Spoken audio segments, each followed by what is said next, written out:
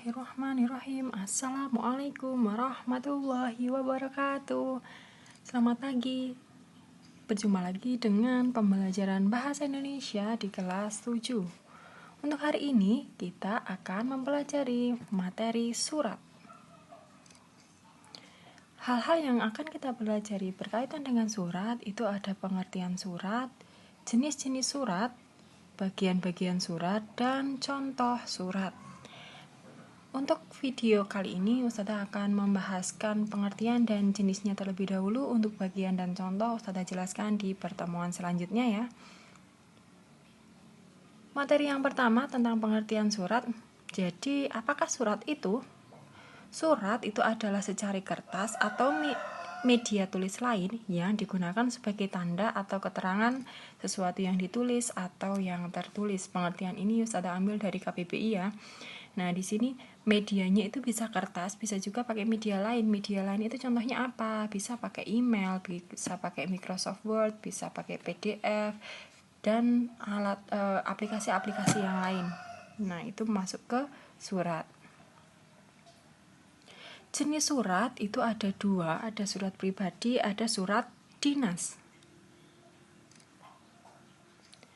Surat pribadi itu adalah surat yang digunakan untuk berkomunikasi secara pribadi, bersifat tidak resmi dan berisi tentang masalah pribadi. Surat pribadi ini sering disebut dengan surat tidak resmi.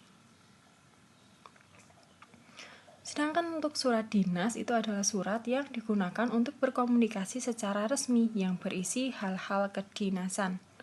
Nah, surat dinas ini sering juga disebut dengan surat resmi. Nah, di sini Ustazah sediakan jenis pengirim dan penerima surat. Jadi ada surat yang dikirim oleh individu, diterima juga oleh individu. Jadi dikirim oleh individu untuk individu lain.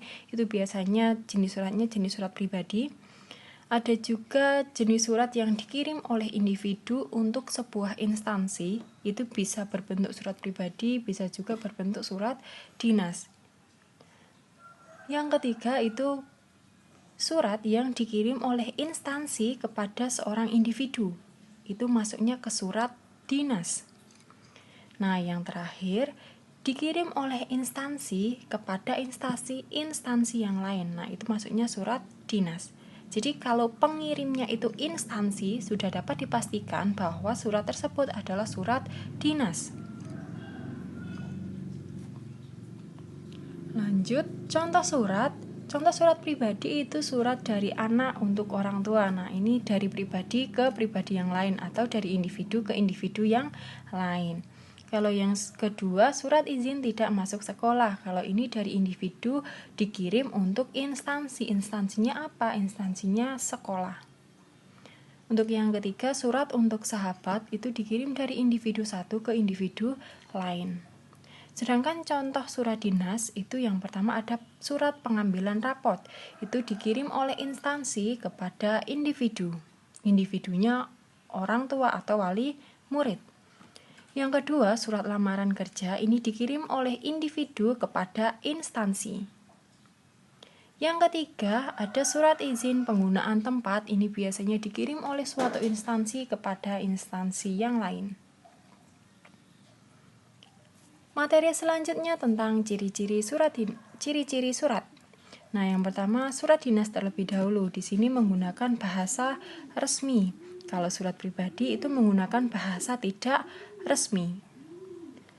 Yang kedua, memiliki kop surat untuk surat dinas, sedangkan surat pribadi itu tidak ada kop suratnya. Yang ketiga, surat dinas memiliki nomor surat, sedangkan surat pribadi tidak memiliki nomor surat. Yang keempat, surat dinas itu memiliki lampiran. Nah, lampiran ini sifatnya boleh ada, boleh tidak, jadi tidak wajib. Yang wajib itu kop sama nomor surat. Nah, untuk surat pribadi itu tidak memiliki lampiran. Yang terakhir, surat dinas itu memuat permasalahan kedinasan, sedangkan surat pribadi itu memuat permasalahan pribadi. Dapat dipahami ya perbedaan antara keduanya ini. Nah, untuk kop surat, nomor surat, dan lampiran itu bentuknya seperti apa? Insya Allah akan Ustazah jelaskan di materi selanjutnya tentang bagian-bagian surat. Baik, terima kasih sudah menyimak video Ustadzah. Selamat belajar, semoga video Ustadzah ini dapat membantu kalian dalam menjawab soal-soal yang Ustadzah sediakan di bawah ini. Assalamualaikum warahmatullahi wabarakatuh.